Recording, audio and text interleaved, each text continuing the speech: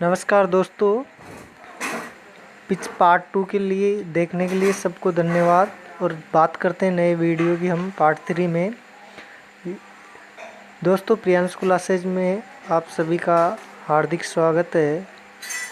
बात करते हैं आगे वीडियो की।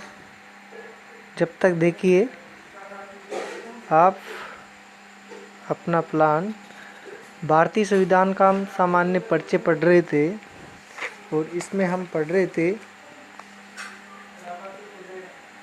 India Pitt's India act 1784। इसके तहत भारत के समस्त ब्रिटिश संविधान प्रयोग में सबसे अल्पकालीन था। ये जो ब्रिटिश संविधान का जो प्रयोग था, जो एक्ट लाया गया था, ये सबसे कम समय के लिए था।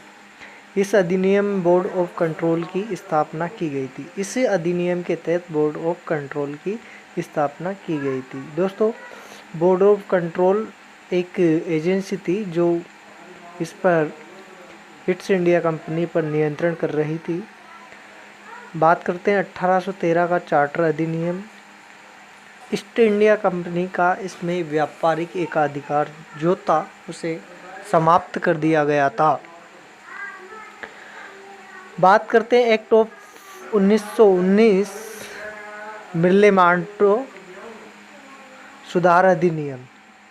मुसलमानों के लिए इस अधिनियम में एक पृथक निर्वाचन क्षेत्र और पृथक मताधिकार भी दे दिया गया था। दोस्तों, आगे इस ओर से आगे का जो कंटेंट है वो इस प्रकार है। देखते हैं कि प्रांतों में द्वैध शासन। भारत सरकार अधिनियम 1919 मॉन्टेस्क्यू चेम्सफोर्ड सुधार अधिनियम। इसकी बात करते हैं। इसकी जो प्रमुख विशेषताएं जो इस प्रकार है। नंबर 1, प्रांतों में द्वैध शासन की शुरुआत होगी। प्रांतों में जो द्वैध शासन था उसकी शुरुआत हो गई। और द्वैध शासन प्रणाली के जनक थे लियोनिल कोटिस को माना जाता है। लियोनिल कोटिस को इसका जनक माना जाता है। नंबर 3, द्विसदनात्मक विधानमंडल बनाया गया। द्विसदनात्मक 2 सदन थे, वो विधानमंडल बनाया गया। आप जानते हो 2 सदन वाला जैसे अभी की बात करते हैं तो विधान परिषद और विधान सभा, उसी प्रकार उस समय भी था।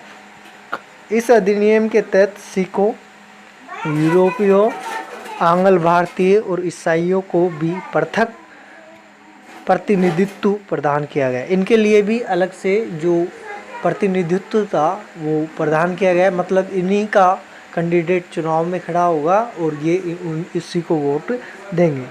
इस अधिनियम के तहत नरेश मंडल का सुझाव आया, जिसकी स्थापना 8 फरवरी 1921 को दिल्ली में की गई।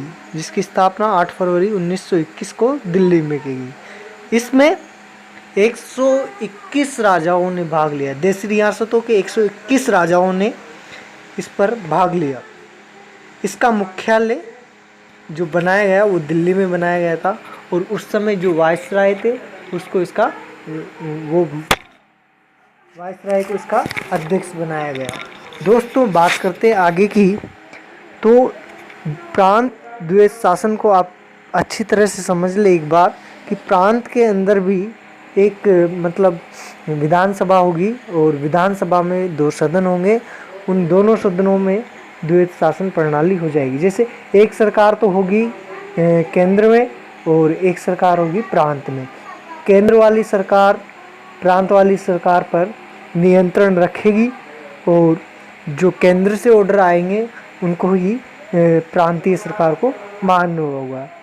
विधानमंडल द्विसदनात्मक था, एक तो जैसे विधान परिषद और एक विधान सभा, इस प्रकार था।